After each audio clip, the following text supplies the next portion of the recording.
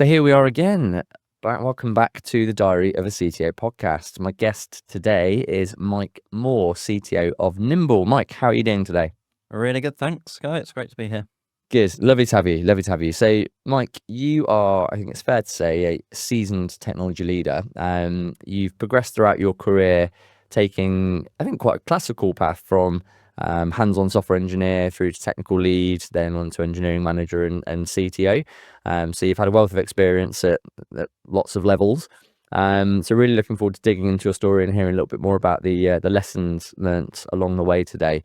One of the other areas we thought we'd touch on a bit today is about the current state of the hiring market, and I guess how things may have shifted for both employers and candidates in light of global events and resulting economic conditions. So before we get into that, it'd be great to hear a little bit more about you. So talk us through your career journey in technology leadership so far, from the early days to where we are today, if you would be so kind. Yeah, well, what got me into it, I suppose, was it goes back to right when I was a child. So I'm from Lincoln, which is a rural part of the country. Shout out to Lincoln. For sure. And I was one of six children in my family. So my introduction to any sort of like computers, technology was the shared ZX Spectrum that we had. Nice. You remember loading the tapes and all that? Yeah, I used to love a tape PC. I had an Amstrad. Do you remember the Amstrads? It was similar, kind of put a tape in. And, yeah, classic. Only when it's shared between six people, and you've only really got about 20 minutes on it, and the tape loading takes 15. You have very limited time exposure to it. Later on, of course, I grew up in the 90s, and later on we did get a PC, again shared between everyone. But that was when I first learned how to program. To be honest, in it, not any code, but I used to use this software called Games Factory. I don't know if anyone would have ever heard of it before, but it's something I had, and it just allowed you to make games. Like it's like a very early like no code solution to making games. Okay. The logic was all there, and that kind of inspired me to roughly to know where I wanted to go in the world in my career.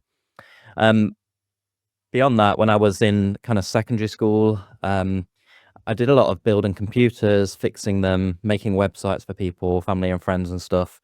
At the time was as such, before all the big manufacturers kind of took off and got cheap enough that you could really build your own computer for a fraction of the price it cost to buy it. And that made me quite popular at school to be able to do that sort of thing to people. So I bet. So yeah, that was it really. And I guess the first professional exposure I had to the tech world was I went on work experience.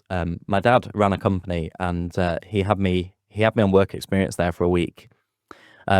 It's actually a fleet management company working in cars. But on the very last day, so I was washing cars all week, and that was not fun. But on the very last day, he let me spend half of the day with in the office with what was his DBA, his database administrator, and I didn't really know what to expect, but he was using Microsoft Access, and he took the time during that half day just to show me what VBA could do, which is of course the programming language you use inside Access Excel. He showed me how to use that, and my interest just kind of peaked from that. I would say from that moment, I discovered that that's the kind of thing I wanted to do. It's cool. It's amazing, isn't it, how certain people in your life just play a really influential, probably albeit unknown to them, influential turning fork in the road. Yeah. It's just half a day, and then beyond that, VBA is something I had access to at home, so I could use that. Now, when I finished school and it was time to go to university, as the teachers said, I wasn't too sure that that's what I wanted to do, because I hadn't really decided, especially where I wanted to, what kind of work I wanted to do. I knew I wanted to be in tech somewhere, but I didn't know exactly where. But so I didn't really want to commit to university. The teachers were quite adamant that it's the only way to go. I know these days things are a little bit better, and schools offer multiple routes and apprenticeships and things like that, which is great. But not when I was there. It was just like university or nothing. Yeah. So I did sign up for it and apply, but I also applied for a gap year at Rolls-Royce, which I got. So I decided to take the gap year and then make a decision on the university at the end of that year. And during my time at Rolls-Royce, it was actually it's just meant to be exposure to business, but I guess I spent a lot of time doing spreadsheets and things like that because it was actually in health and safety. Right. Well, I kind of found my niche in the particular office, in the particular business area I was working at, in these spreadsheets, particularly using the skills I'd learned in VBA to like accelerate certain things that they were doing. It's quite a complex business to be in, and if you ever wanted like bespoke software writing, there was a partner to do that, and it cost the business a lot of money to have that. So the fact that I could do this in-house at the very the very reasonable but I suppose low rate that they were paying me, then that was really attractive to them. So I ended up building loads of stuff in Excel during that year, and a number of times actually got in front of the board to show them my solutions and stuff. So that gave me a lot of exposure early on into how like leadership works and Wow, fair play. how people make decisions and stuff. Now that came to an end, and it was just a fixed contract. I was supposed to go to university at the end of it, but having had like a year living on my own, because I moved out of home straight away, moved to a different city, moved to Derby to live there whilst I worked, and earning money, I just didn't want to give that up. I was ready to work, and I always thought that if I wanted to be more particular in the future, then I could do that. I could pick somewhere at a university, try and study part-time or something. So my first proper full-time job was at James Dawson. I was there for 9 years, and that's a manufacturing company right in the city I live in, Lincoln. So I joined there first in technical support, which was, as you can imagine, fixing printers, resetting passwords. It did give me a lot of exposure to like crucial technologies such as networking, servers, DNS, all that sort of thing, which actually you wouldn't know. I wouldn't know it at the time, but actually came in really useful later on when I transitioned to using AWS. Like knowing the fundamentals of networking and things like became really useful for me. Yeah. So it was a really valuable time. But within 6 months, I had somehow managed to convince the IT manager that I could do some bespoke development for them because it was quite there's quite old-fashioned the way they worked. There was a lot of machines because it's manufacturing. They made hoses for engines and things. There was a lot of machines and things, some computers, but not a lot of interaction between them. And I had proposed to make a few web-based systems, and the biggest project that I proposed to do was to put these like touchscreens in the factory, these robust ones that could withstand the environment. Yeah. And then allow them to communicate with both the database and the actual manufacturing machines that people were using. That's pretty advanced for your your first role. Yeah, particularly, I mean, the challenge was that there's no one, they didn't have a software development team. So I was on my own. I was 19. Fair play. And just the fact that they put that faith in me was really like what really kicked off, I suppose, the development career there, because they could have easily said, "You're not really experienced enough. We need to get someone in from the outside to do this," or something, or anything like that.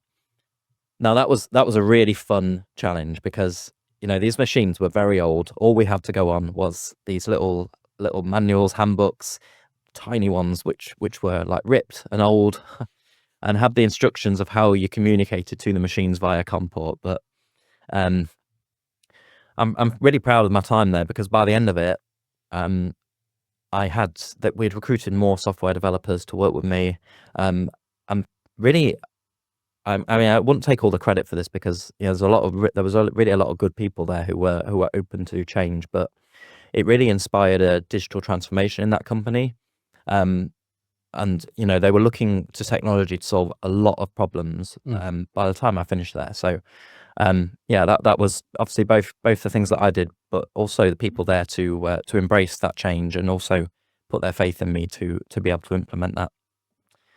So I actually I've been there 9 years, and at the end of it, I didn't feel like there was anywhere else for me to go there. I wanted to work more in software. I wanted to work as part of bigger teams because to gain more experience and to have people to teach me and things like that. Yeah.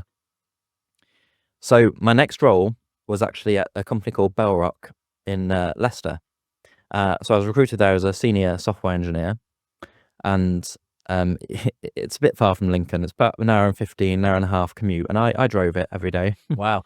So it was it was interesting. I did get to work from home towards the end of my time there, but to start with, 3 hours a day in the car wasn't ideal. But um, I just got so much exposure there to so many different systems and technologies.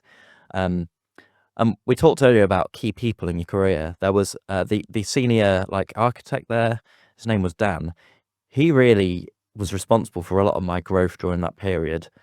Not only did he like believe in what I could do without, again, without much evidence in advance, he's just the type of person that asked a lot of questions, didn't really tell you what to do, just kind of asked questions of you, and that really helped me to develop. And I learned like so. If there's any single person in my career that I learned a lot from, I was only there for 2 years, and yet I learned so much from him. Nice. It's unbelievable, and so he takes a lot of credit for. Shout out to Dan. Do you want to give him, what's his full name? You can give him a nice shout out. Dan Ross, if he ever hears it. Well done, Dan. Good work. Really good. He's still working there, but yeah, he's really good for my career.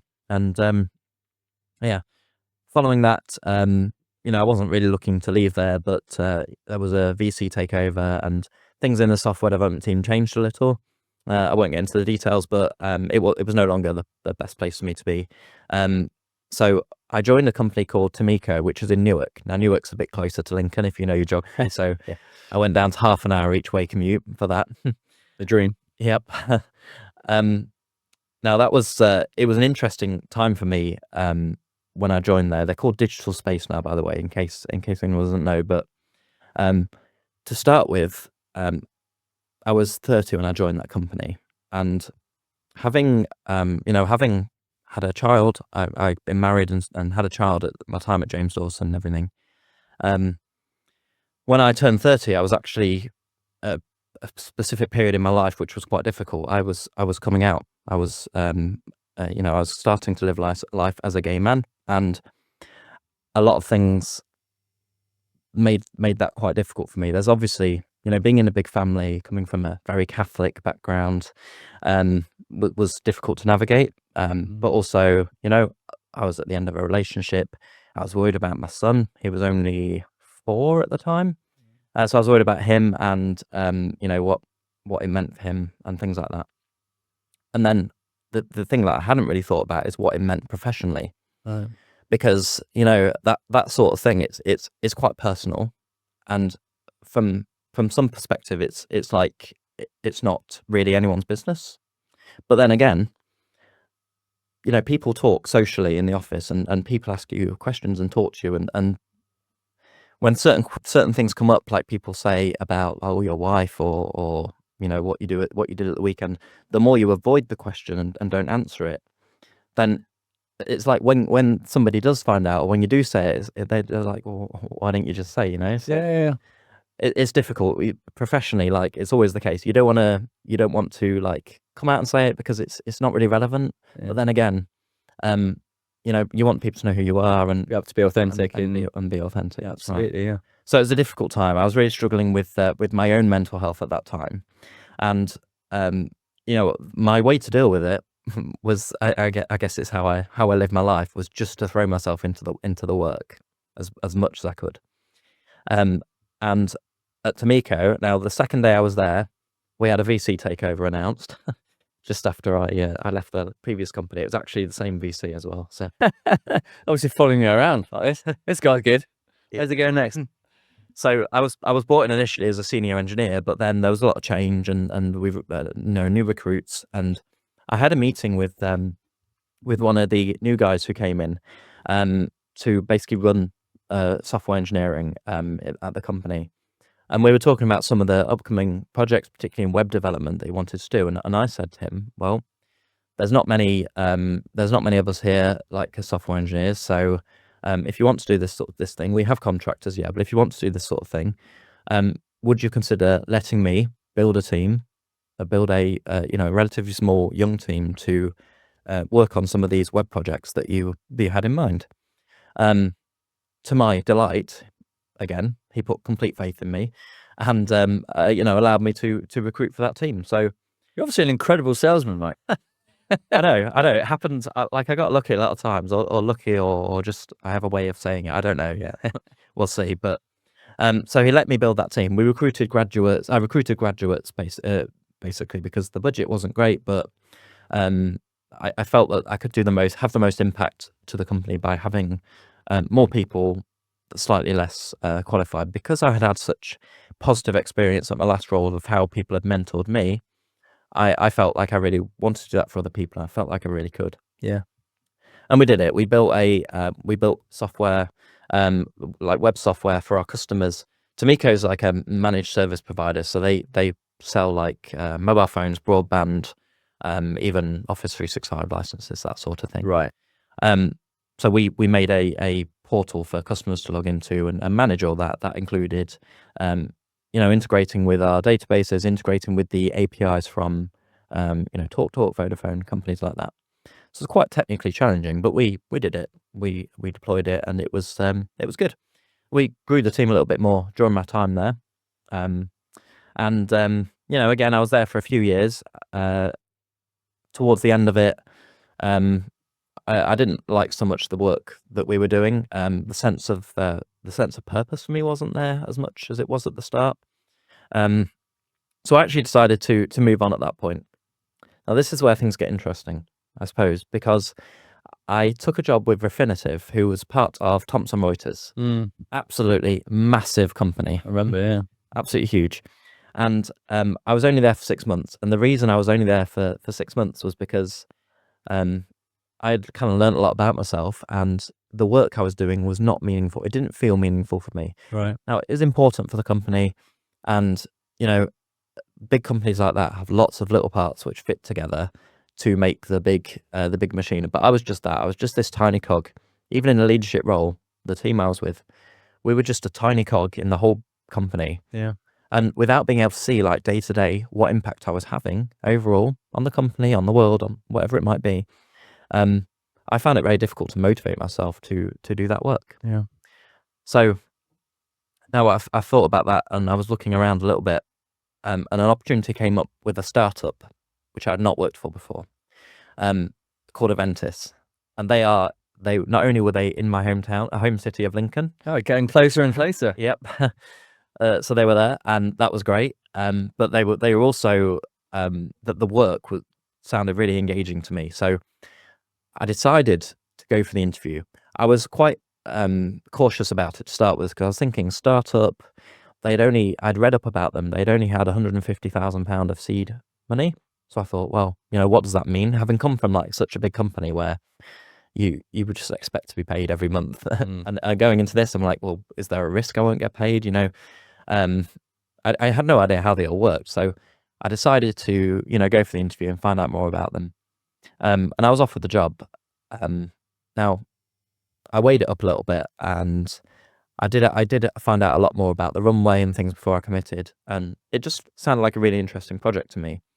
So they're working on some, again, web software that really large events use, such as World Cups, Olympic Games, to plan their events visually, like on a map. So they would draw lines and boxes and things, add text, even add 3D models of big buildings and things like that. It was really like meaningful work to me. I could see the impact of it. I'm quite a football fan. I don't want to upset the listeners, but Lincoln City is my team. So that probably won't upset anyone, because they're small, such a small team. But I like my local team. So, but I could see the impact that the work I was doing has on sport events and things like that. So it meant a lot to me. But most of all, I knew that from day one, whatever I did every single day had a huge impact on the company. And that was really good for me. So I took a pay cut to go there. I moved closer to home, and it was just so great. And I was there for 5 years, and during that time, I was the third hire there. So I was brought in as job titles are not too meaningful at startups like that, but kind of principal engineer, engineering manager when the team grew a little bit. And we grew the team. Again, we mostly recruited graduates. I've had a lot of good experience with graduates over my career. Just the ideas they bring and the enthusiasm has been really good. So I mostly recruited them. by the time that I've been there for 4 years, the staff was 25 total, of which 12 or 13 of them were in the engineering team. Yeah. So again, this came from me. So I proposed to the CEO that it was time that the company had a CTO full time. We had one. He was part time. We had a really good relationship with him. It's not like I was gunning for his job or anything, and I went behind his back. He knew, all about it. He didn't mind. He was very aware that he didn't have the time to commit to the company. So Right. now obviously that had to be put to the board for agreement and everything. They had me come and present to them so they could see how I come across in that sort of scenario and things at a board meeting. So that was interesting. But yeah, I was appointed as a CTO last summer. So it was a really good time for me, like in my professional career, a really proud moment. But also, like, I felt like at that point I had been in a lot of different scenarios. I'd learned a lot about people, like how they work, not just that, but how people feel. It's hugely important to me due to the the mental health problems I'd had in the past and everything. Just that side of things was hugely important to me. I'd also had massive exposure to so much different technologies over my career, and then later on during my time at Aventus, I had exposure to the more strategic side of things, including accreditations, working with boards, roadmaps, all that sort of thing. So I really felt like I was in a good position to take that role, and yeah, I felt like I was relatively successful in it over the first year. Which brings me up to just a couple of months ago when I decided that it was time for me to move on again. I really wanted to work for a faster growing company or a company where I feel I could have a bigger impact. Sometimes you can do everything you can do, and you still you get to a point where you can no longer have an impact on a company because all the stuff you've done to that point has been implemented, and the impact becomes smaller. Well, I really wanted to go on the next part of the journey with a company, so I decided to leave and spend some time looking for a new role. And I think we're going to come onto this a little bit later about how that looked for me. But within a couple of months, it brings me right up to where I am now. And I was appointed as a CTO at Nimble 4 weeks ago. I started, so I'm quite new in that role. Oh, congratulations. Thank you. Nimble's a really interesting company because they do, I mean, it's really meaningful work again. They cross between life sciences and fintech. So we do clinical trial payments for participants. So, for example, somebody goes for clinical trials. They incur massive expenses. They're not expenses. They're not like like you think, like local ones. People, particularly in America and places like that, people have to travel on planes, sometimes to different countries, stay in hotels. There's a lot of cost associated to it. And the biggest cost of clinical trials, one of the biggest costs, is participants drop out. It takes, on average, more than £100,000 to replace a participant in a clinical trial if they drop out. Wow. Particularly if you imagine that it's sometimes a long process, like 10 or 15 years. Yeah. If someone gets like 10 years in and then drops out, you have to start again. And Yeah. that really extends the time that a clinical trial or a new drug can come to market for us all to use and everything. Yeah. And one of the biggest reasons for dropouts is financial burden of a clinical trial. When you consider that that clinical trials are conducted all over the world in all sorts of different countries, varying, some are rich, some are poorer, and varying situations. And it has to be the case. You have to have trials have to be conducted across a wide base of different demographics in order for them to be accurate. So, so what Nimble does is the reimbursements part of that, and what we do is reimburse them within a day as soon as they've incurred the expense, and that minimizes that cost for them. That's cool. Yeah. The challenge of it, of course, is that, like I said, working across the world in different countries is difficult to pay people.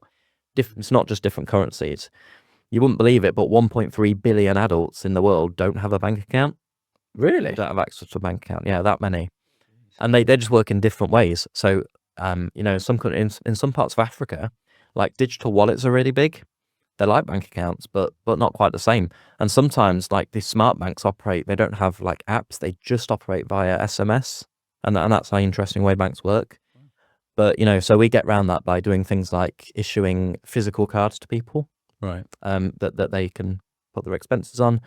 Sometimes virtual cards they can put on their phone, things like that. But you know, there's a whole problem solved there because of these 1.3 billion adults, the majority of them are women, and in poorer countries, who have a lack of education a lot of the time. So, Right.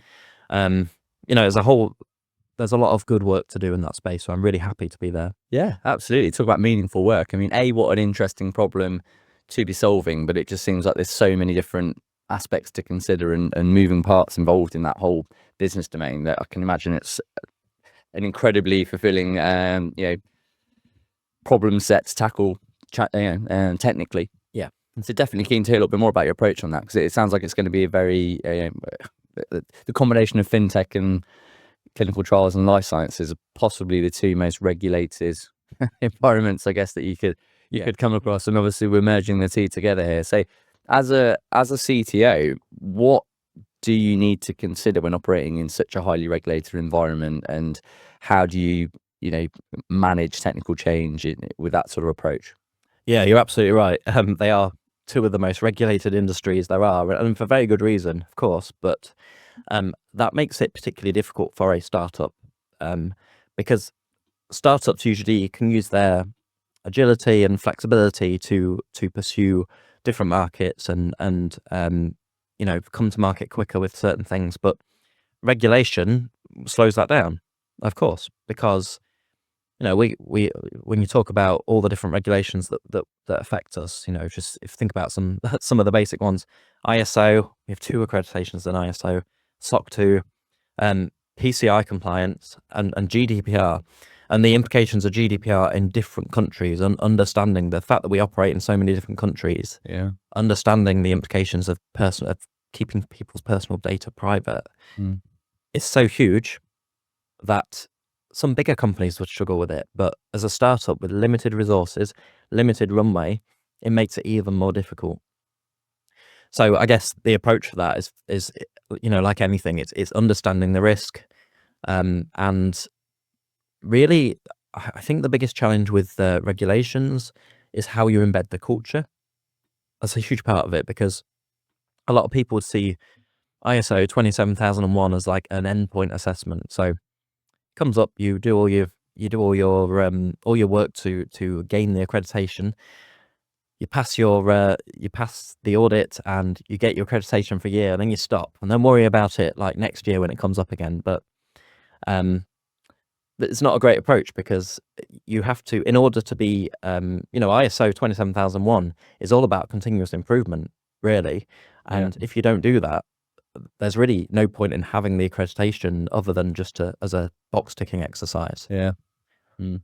Now, if you manage to embed it into the culture, which is a challenge that I have, of course, but if people care about that sort of thing and they understand their responsibility in that industry, first of all, it's going to be much easier to implement these accreditations going forward.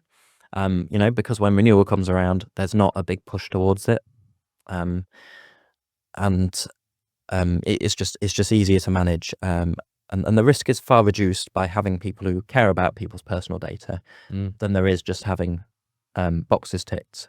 So yeah, it's a matter of balancing that kind of culture and embedding that in the business with, you know, the runway, the backlog, what our customers want us to do. You know, like many companies and particularly startups, there's at Nimble, at Aventis, everywhere I've been, there's a backlog as long as your arm of things that customers want to have on the application. You know, so balancing it up with all that is a big challenge for sure. Yeah. Yeah. Absolutely. Well, I mean, I'd like to say thanks for that. It's really interesting. And I'd just like to take a moment before we move on to the next topic to talk a little bit about, sort of recognize really your journey throughout your career because, I think it's very impressive. And there's a few sort of recurring themes that I think came up throughout your journey when you were talking. You know, one, it feels like you've never been afraid to ask, very often when you're in that situation, you see there's value that can be created, just asking for the opportunity Yeah. You know, often it feels like it was a core theme throughout your career to date. But then ultimately, I guess it's about delivery, right, on the other side of the coin, because then you build that level of trust, and Yeah. obviously you get that sort of perpetual motion. Um, Interested to hear from your perspective. You mentioned there's a couple of people that have really helped grow your help develop you as an individual. Yeah. As a CTO now, what qualities and attributes do you aspire to have that you feel are really important in a technical leader? Well, I think probably the biggest one for me is just being able to recognize potential in people and give them the opportunity to use that. Even in the last few weeks at Nimble, since I've started, we have a couple of more junior developers, and I've heard people say to me like, "Oh no, they can't work on that because they're not experienced enough or anything." But you know, you don't know until you give people the chance to do things and the opportunity to do things. It's particularly important in a startup as well, where you don't have a huge staff base, and innovation and advancement all comes from within. Generally, it comes from within, like the people you have. So yeah, it's important to have guardrails in place to make sure that we're properly protected and the risk is mitigated. But at the same time, people need to be given the opportunity. And I just hope to be able to return that favor to people over the course of my career, particularly people that I can see potential in. Yeah, nice. That's a lovely approach, and I guess that probably is a very nice segue into the conversation around the recruitment piece, because it's another recurring theme. Seems that you've built teams pretty much in every company you've been in, recruited a number of people. You mentioned earlier that you've got a particular penchant for hiring more graduates because of the enthusiasm they bring, Yeah. which I totally agree with as well. And just interested, I suppose, to if we talk about the employer side first and foremost, and your approach, I guess, to growing teams and your experience to growing teams. Talk us through a little bit about how do you approach that, and if you're thinking about building a team from scratch, do you have a particular kind of architecture that you look to build when it comes to the team? Talk us a bit about your approach. Yeah, well, it's all about what value you can bring to the business by growing a team. There's never any point in in hiring for the sake of it, just to grow. You have to have something in mind, and sometimes that can be something as simple as we just want to go faster. We want to deliver faster. Often that's the case in software development. Sometimes it's more about quality and stuff, but no, often it's just that we want to go faster. How many people can we throw at it to to go quicker? It's not always as simple as that, for sure, but yeah, so what you're looking for, what I'm looking for, is someone to fulfill that purpose, and if it is to go faster and to grow. If you're in a startup, which my recent career history has been, we're really looking for people who are flexible and want to learn. Now, some people go into applying for roles with a very specific idea of what they want to do. I want to be a Python developer. I want to be a React developer, or something like that. But and now there may be a requirement for that because all your APIs might be written in Python, and therefore you want to hire a Python developer. But in startups, so many things come up day to day, week to week, that are different from what you're working on now. Yeah. Whether it be that you're pivoting to a particular part of the industry, or there's new customer requirements, new technologies you want to use. So what you're really looking for when recruiting, at least what I'm looking for when I'm growing teams, is people that can embrace that don't like put themselves into that hole and say, I am this. Yeah. Rather, I am a software engineer or a technical professional, and I want to work in the industry and try and do some good. Yeah. I can give you a good example of that. At Eventis, we started to build a digital twin of the events, because it came up that a lot of these events, they wanted to, like, once they had planned their event, they wanted to live it, in virtual reality, and walk through it and see their plans. And that's great. It was really really innovative project, but we hadn't recruited for that. We had, however, recruited good, like, all round very junior at the time, yeah, software engineers that were willing to learn and throw themselves into new things. And that really played to our benefit because we were able to get like initial like proof of concepts at least up and running. Yeah, later on we did recruit for those particular skills, but it meant we were able to explore the idea without having done that just because people were more flexible. So more than anything at startups, that's what I would usually be looking for. Nice. I love the answer because, you know, the thing that's very encouraging to me within that, and also with a lot of companies that I think have a great culture, is that it's more focused on attitude than it is skills.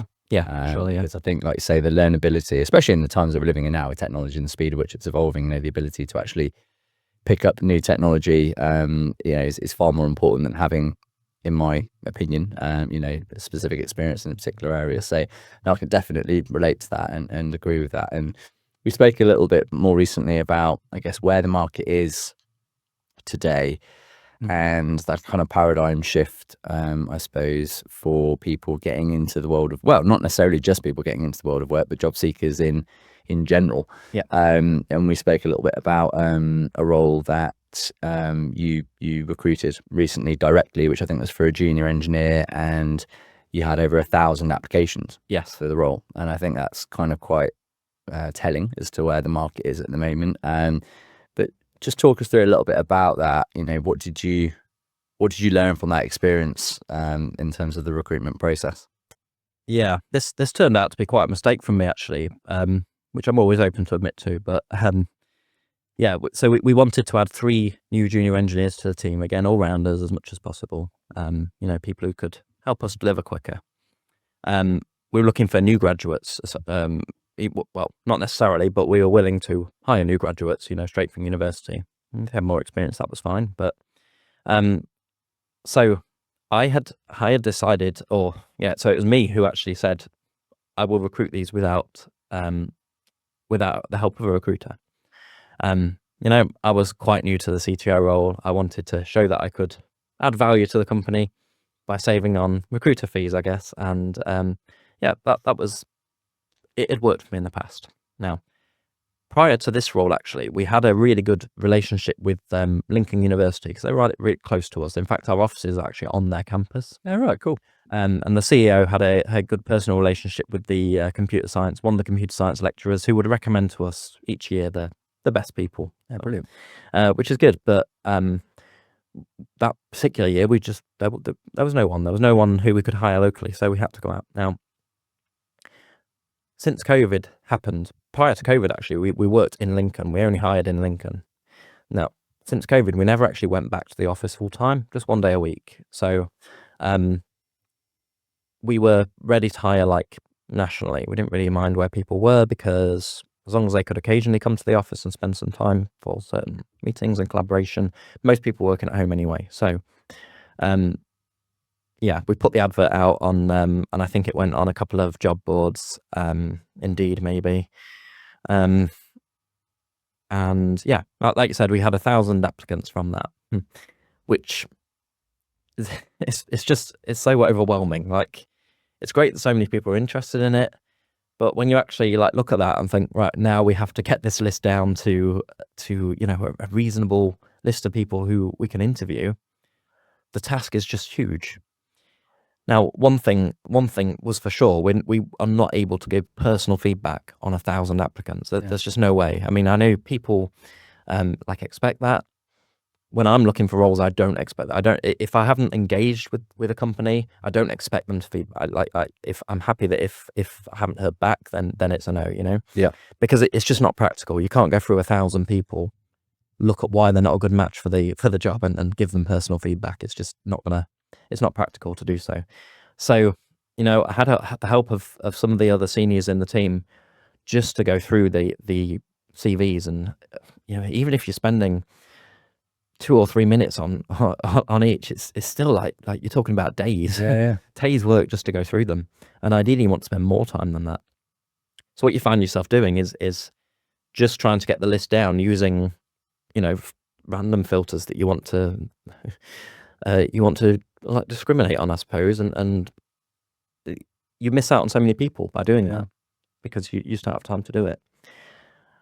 Also, as I don't work in recruitment, so I don't know about which of the applicants are real and not, you know. And I'm sure there's tools out there to help like match them up and things like that, which companies just don't have access to. Now we did get the list down, and we found 3 graduates that were really exceptional. I mean, you can imagine they should be after coming through a process of 1,000. Absolutely, you're a testament to them, isn't it? Yeah. But we invested so much time into that recruitment process. At a time where there were really crucial projects for the company going on, and it delayed them and things just because people can't wait. And also, it was around like September time, so the new graduates weren't going to be around forever. Like, it was a good time to recruit them because they finished university, but like another few months, and maybe the best candidates are all gone. So yeah. So my my initial aim, which was to save money for the board, and that's how I kind of sold it, just ended up costing us in terms of time, not money. In terms of money spent, that we saved money for sure, but in terms of like our delivery, it suffered due to that, and who knows what effect that would have had down the line. So. Yeah. Thank you for being really open and honest, and I'm not just saying this as obviously through the rose-tinted glasses of a recruiter, but I think it's a really valid point that you make, and I think the key word that you hit upon there is time. Fundamentally, right? We've all got the same 24 hours in the day, and do you have the capacity? And this is the way I always look at it in terms of the service that we and the value that we add. It's like, do you have the capacity to go and find these people yourself? Absolutely, you do. Of course you do. You're a CTO, right? You know what you're looking for in terms of a good CV, but we all have the same 24 hours in a day, and we have to work out where is our time most valuably spent and applied. And that really, when I talk to candidates and clients about what we do, is because we're constantly doing this in the background in terms of going out there, meeting people, getting to know the person behind the CV. Yeah. That is the piece that when it comes to needing to hit the ground running and deliver quickly, that's where the value, I think, is created. CVs in this day and age aren't valuable in themselves, right? It's knowing the story and, like I say, the person behind it. And I think we spoke a little bit about this before in terms of with the rise of AI now, that is making that quite a murky area from a direct applications perspective. So definitely, I'd like to hear your thoughts a little bit more about that in a moment. But it'd be good to talk a little bit more about, I guess, your recent experience from the other side of the coin as a candidate, because again, I think this market has been a very interesting market in many ways. And I cut my teeth in recruitment in 2008, so after the proverbial would hit the fan in a big way, and I know what it's like to recruit in a pretty damp market. And I'd say 2023, and a large portion of 2024, it kind of had the same sort of feel. And there are a lot of very, very good technology leaders, CTOs that I've known for 10 plus years that I would consider friends, that under any normal market conditions would have walked out of one job, probably had 6 offers on the table lined up to go. And I know quite a few people that were struggling to find the right role at the end of the day. And that was a very sort of eye-opening time for me, really, in terms of where the market is. But no, just interested to get your take. You're obviously in a role you're very passionate about now as a CTO. So well done and congratulations on that front. But talk me through how did this experience of looking for a role compare to maybe some of the earlier points in your career when you were looking before? Yeah, as you said, very different. I don't think previously I've ever looked for a role apart from my first one, because it's always been through like outreach to me, like when I've been at companies. So it was new in that way that I didn't have people reaching out to me asking me to to interview for jobs and things, which was the first difference, I suppose. And I was looking for a different type of role than I had looked for before. Yeah. And ideally I wanted to work as a CTO again, which is, I guess, it's different the way they're recruited for. and a lot of it's about professional networks and things. And yeah, so that was different for me as well. But the market generally I found challenging, like straight away. It was immediately clear to me, due to the roles that were out there, the number of applicants they had and everything. And because of that, I decided to stay fairly flexible about what I would do for my next role. So, you know, ideally I wanted to work as a CTO again for the reasons I already said. I wanted to continue the work I'd done, but if there were going to be engineering manager roles in companies that were like further along, like down the line and things like that, I would have considered them. Now I'm quite lucky going into this experience that I like had a plan in that I left Aventis knowing I would be out of work for a little bit of time. I had savings and I had a plan for how much of that I wanted to use and everything. Not everyone's in that position.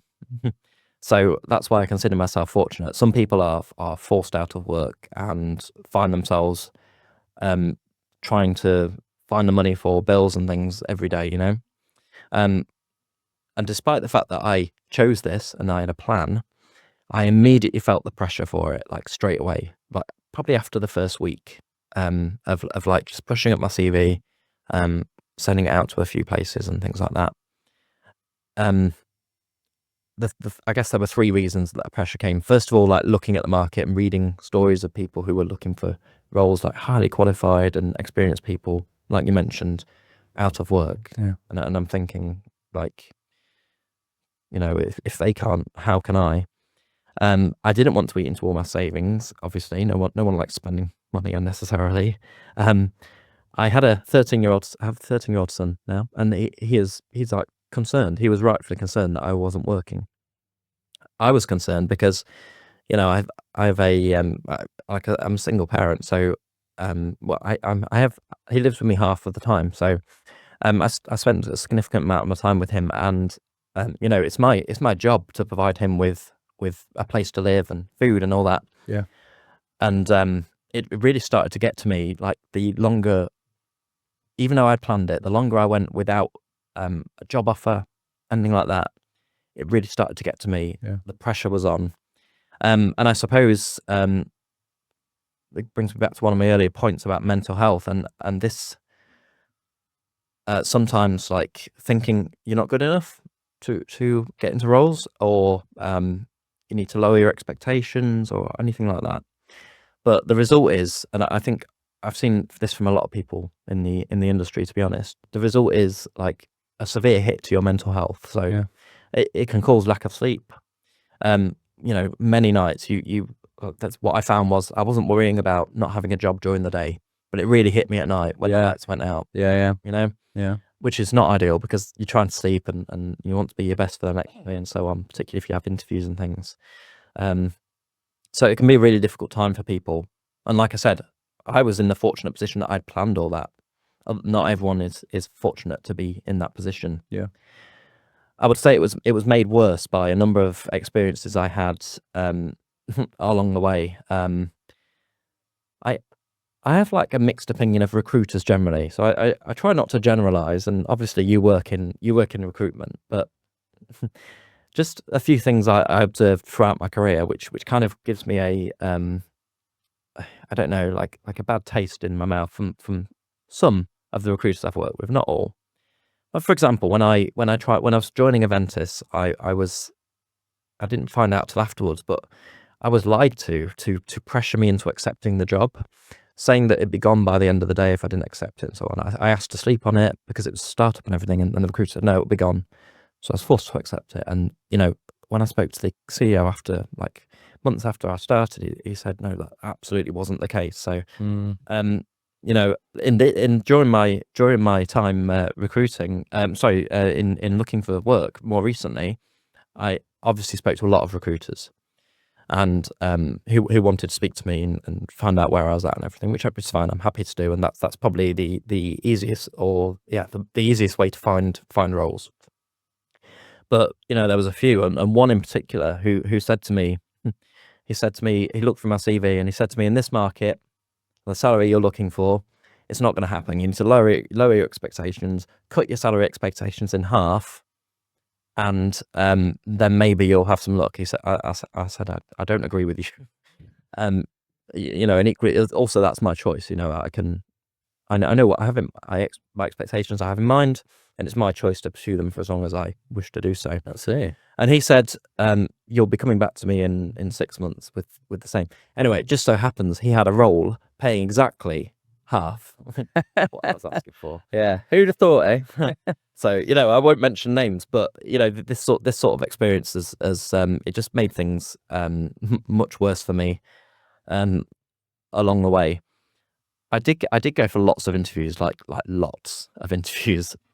But what I found that was different this time around, even for really senior roles, processes were so long. Like, I think the longest one I did was an 8-stage interview, and I went all the way to the 8th stage of that one. I mean, most of it was such a waste of time. It was just the same thing over and over again, really. I was going to say, from a candidate experience perspective, I mean, obviously at a senior level, I get it. You want to make sure everybody's met the relevant people and that you're getting the right person for the role. Yeah. But 8 stages, I mean, I still struggle to believe like people would go 8 stages with like a Google or something like that. So I just think it could be done so much more efficiently. And the candidate experience from your side of the coin, I mean, that must have been probably quite a negative experience in terms of how the company is perceived. It was awful. I mean, it just took so much time, so much of my time to invest in it, which again, I'm happy to do for the right role. But 8 stages are unreasonable. And what was most frustrating about it is me having put in that amount of time for it. And I won't mention the company, of course, but me having put in that amount of time for it, at the end of it, I said, this is the final stage. When do you expect to make a decision? Oh, by the end of the week. Oh, great. I'll wait to listen to you. It wasn't until 2 weeks later, after the end of that week, that I actually heard back anything from them. Obviously, I followed up the next week, was ignored, and everything. It's just 2 weeks later where I got an automated reply saying the role has been filled by someone else. And, you know, I don't mind that. I get that because companies need to recruit the right person for the role. It's not always about the best person, what, you know, how good you are at this and that. It's about the right person. So I get it. But it's not right to allow someone who's invested so much of their time into a role to then ignore them for 2 weeks. No. It's a respect thing, isn't it? Yeah. Yeah. And it's just not on. And it happened a lot, to be honest. But yeah, not all companies. Some were better. The job I actually took was a very quick process, like really quick. Yeah, it's often the way, isn't it? Thankfully, sometimes with the right role. Yeah. But that's really interesting to hear your experiences, and like I said, you know, looking at it through the lens of a recruiter. I mean, I genuinely believe recruitment isn't an overly difficult job. I think there's certain people that have certain attributes and, you know, personality traits that make them probably particularly amenable to the world of recruitment. But it's just a job, you know, if you do it, it just needs to be done properly. Yeah. I think the key thing there you talk about is just respect. I mean, look, I'm not going to sit here on my high horse and go, we're the best thing since sliced bread. And have I, you know, handled every candidate experience throughout my career in the best way? No, I'm sure I haven't. I'm sure there's lots of, you know, when you get very busy in the day and, you know, lots of things going on, do things slip through the cracks, and sometimes you maybe don't get back to people quick enough. Yeah, I'm sure that's probably happened. But I know, similarly to you, actually, I've had experiences, and it was actually very early on. I remember when I was applying for a job in recruitment, and I was dealing with what are called rec to recs, recruitment to recruitment firms. And I had a very similar experience early on because I didn't really have any sort of demonstrable experience. And people would say they're going to send me something, not send it, you know, or something would happen. It didn't happen. And it's just, you know, it does get you back up, and it's fundamentally a respect thing. And that's like the way I felt as a grad with, like, you know, 22 or whatever, entering into the world of work. Yeah. The experience of a highly seasoned CTO, somebody like yourself, you know, to go, like you say, to invest that much time and effort into a process and be ghosted or not given feedback, I think it's just absolutely unacceptable. And you know, I think you just got to treat people. I know it's an age-old adage, but you got to treat people the way you want to be treated, right? And you know, if I always put myself in the shoes of the person that's looking for a job. If I've invested that amount of time and effort into a process and I haven't got it, I mean, like you, I've got a relatively mature and pragmatic approach to say, okay, fine, well, maybe I wasn't the right candidate for the role. Don't take that personally, but at least pick up the phone and have a conversation with somebody and give them the news, you know, in person, right? Because Yeah. it's just terrible when you hear those kind of instances. But also, I will say, a lot of the senior leaders I was speaking to, this wasn't actually a phenomenon that was just with recruiters. Yeah. I found quite a few people that were having exactly the same experience direct with the end client. And again, I won't name names, but are really quite, they're not one of the big four consultancies, but they're almost up there. I had a guy who I've known for 10 years, really, really great, fantastic candidate, go through, it wasn't quite 8 stages, but I think it was about 6 interview stages. Yeah. For almost a sort of CDO level head of data, very high level head of data role. And after the 6th interview, nothing. Yeah. To this day, he's still not heard back at all. Any form of feedback, yes, no, obviously he hasn't got the job, but nothing. And that is just, how damning is that on reputation? So when I hear those kind of stories, it really does make you think, geez, you've got to do better. Yeah, it's about, like, both for recruiters and companies as well. It's about the understanding the responsibility they have. They're dealing with people. Yeah. Like people, not numbers. Yeah, they have a job to do and they have a role to fill, but they're a people, real people at the end of the day, experiencing the things that I talked about. And you can't imagine, they can't imagine necessarily what these people are going through in their life. I mean, some might be quite happy that they're having a break from work. I really quite enjoyed mine, to be honest. Over the summer holidays, I got to spend loads of time with my son. It was great. But the thing is, like LinkedIn, for example, you have to use it a lot for when you're looking for roles. But what I found, which really contributed to that, to like some of the mental health issues and people need to understand where candidates are at when they're applying for roles, is that if you read a negative post on LinkedIn about how the job market's bad, how someone's been out of work for 2 years, and things like that, the algorithm, oh my God, it kicks in, and everything you see from that day forward is all bad news. Great point. Literally the whole thing. Yeah. So every time I open LinkedIn, I'm reading another story about another person who's been, and I feel for them. I don't know how many of them are genuine, but it's just that's where the person's at, and that their mind in this market is very negative. Companies and recruiters, they have a responsibility to people, and everyone should remember that. You might, as a recruiter, I don't know if you would have watched it, but there's a film. It's called A Family Man, and it's about a recruiter, which talks about and in the end, like, about the human side of recruiting. It's quite interesting. Oh, I've watched that. Who's it got in it? I kind of recognise the title, but has it got anyone famous in it? I don't know. I'm not very good with actors. Okay. Not to be confused with The Family Man. It's called A Family Man. A Family Man. Okay, cool. Yeah, there's a very, like, nasty recruiter doing all the tricks of the trade, but then by the end he's like questioning himself on it. It's quite interesting, but it does go to the effect that it has on real people, which is what we have to remember here. 100%. But I think that's also a very good point you make there, that it is a maturity thing, right? I guess when we first enter into the world of work, most of the people that are drawn to recruitment are people that are very keen to be remunerated financially, and they literally just focus on that. But I think a lot of it is down to the culture of these companies perpetuating that in a really negative way. And I totally agree with you.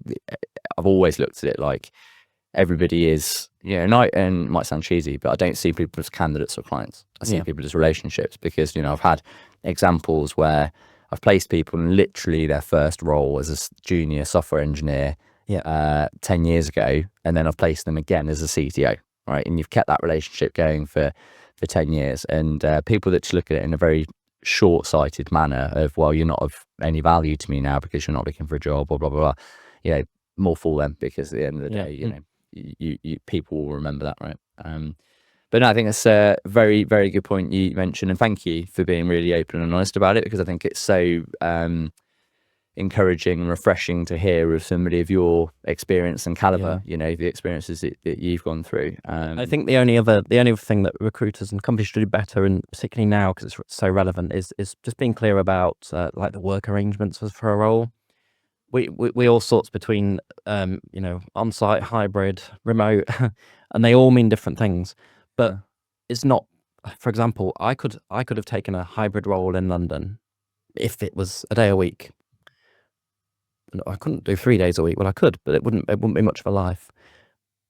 So you have to then decide with just when it says hybrid, you have to just decide yourself whether you want to invest time in that application, because you're not going to find out till later on, but you're going to have to do it. So Mm, if it would save a lot of people a lot of time yeah. if companies were just clear about that, Yeah. what the arrangements are. And also that the recruiter is being fully honest with you as well. Yeah. 'Cause we've had examples where people have gone down the process and they were told, oh no, it's only 1 day a week, and then they get 3 stages into the interview process, it's like, no, it's three Yeah. 3 days on site, and it's just, again, such a waste of time, and it reflects badly on everybody. Especially now, because the world has changed, and some people are going back to on-site, some people are still Yeah. coming away from it, some people don't Yeah. have offices, Yeah, absolutely. And but exactly, it's getting the right culture fit, isn't it, for that individual? And thankfully there are more options now than there ever have been before. But Yeah. but yeah, I mean, I think we really, really interesting conversation, and I just want to draw to a close on this whole topic with a piece that we spoke about well today actually, but also a little bit more in depth in our last chat, which was about the use of AI, right, in recruitment. And you've obviously seen a lot of candidates use AI tools, I guess, for creating CVs, applications, that kind of thing. But what's your perspective as a hiring manager on that trend, and how do you feel that candidates can stand themselves apart from other candidates authentically? What's your view? Yeah, I really hate the that side of AI and what it's doing to everything, like content. I mean, if you when I was looking for roles and now and stuff, I'm trying to build a network and stuff. I spend a lot of time on LinkedIn, but there's so much nonsense on there, just random stuff that's clearly been written by an AI. People don't even attempt to hide it. They leave the old EM dashes in there, and it's so obvious. But if you use that on your CV, I just see that as a huge red flag, because well, first of all, people are going to know. So if you come across completely differently in person to how you are on your CV, then yeah, you could argue the CV was just to get you through the door and then they get to know you really. But really, I would question how authentic that person is if that's how they put themselves forward. Yeah. So I didn't use any sort of AI on my CV, even if I was like, I was struggling to get it read or anything like that. I would always put my authentic self on it. But who's to say that that's good enough, right? So there's a few things that I did differently. The first one was to record a video of myself, just introducing myself. A little bit of personal background, and the things I value in my career. And it's just it was like a minute long, nothing long, but and then it went on my CV, or linked to it was on my CV. Yeah. So that it's different. And yeah, AI could generate the video, but I think not to the type of video I did. So well, and also to your point of when you meet someone and they're different to the AI. Yeah. So what's the point in doing it in the first place? Yeah. So yeah, and the thing is about that as well, that candidates, like there's this big argument going on, I suppose, that a lot of people applying for jobs are complaining that their applications are being vetted by AIs, but then a lot of people are using AIs to write the CVs. So I mean, what even is it? Like, where are the people? Yeah, it's just AI's reading AI written content, which is just like this insane. That's where we are as a world. Yeah, it is crazy, isn't it? I think it's a balancing act, it has to be, because AI's tooling is not going anywhere. And to your point earlier about getting 1,000 CVs, like what can you do to really help alleviate that workload and efficiently go through them? Yeah, of course, there's probably a very strong use case there for some AI-based technology to help with that streamlining process. But at the end of the day, I massively agree with you. I think great idea, by the way, putting a link to a video on your CV.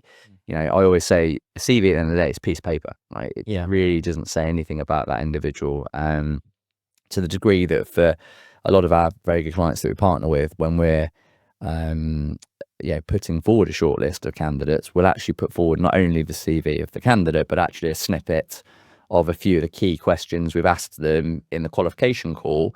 So it's a bit of a way of actually meeting the candidate before meeting the candidate, if that makes sense. You can kind of hear a little bit about their views on things, and and I think that's a really, really key way to differentiate yourself is, just get yourself out there in some form of video content. Yeah. whatever it may be, something like a podcast or whatever, but it's a great way of somebody going, oh, actually that's a real person and they've got some really good ideas, and it's not synthetically AI generated. I think it's going to go sort of back circle on that, and people are going to start to recognize, of course, well, whether we're approaching the peak of the hype curve for AI, I don't know, but we're obviously very high on that hype curve at the minute. And I think there's an interesting theory that the CV is actually quite an old-fashioned way of, when it is, isn't it? An old-fashioned way of putting your foot. The fact that it's still a piece of paper essentially, but it's electronic. Yeah. And that, like you said, there's so much more about who is the person. Yeah. How you distinguish yourself. And a CV, a document, is not necessarily now the best way to do that. Yeah. I'm not sure exactly how that will go, but I think things will change like that. I mean, one thing I learned about the time I was off was just connections and people, and build whilst you go for your career. And I look back, don't burn any relationships, because you don't know what people are going to be doing in 10 years, 20, 30 years time. 100%. And try to build networks like that, and because that's like authentic. Those people know you, they know how you work and everything. Yeah, absolutely. I think that, the key word that you've hit on is authenticity, isn't it? And I'm a big believer in authentic content as a way to, like you say, CV is just a digital piece of paper. How can you authentically put yourself forward? And even down to things like videos, of course, but GitHub profiles, ways of actually demonstrating your code, of course. Got to make sure it's your code and not AI generated code, but just putting yourself out there as to a differentiator from other people. It has to be. I think in this time that we're all living in now, with the rise of AI tools, how easy it is to spin up products and offer your services cross-border, internationally.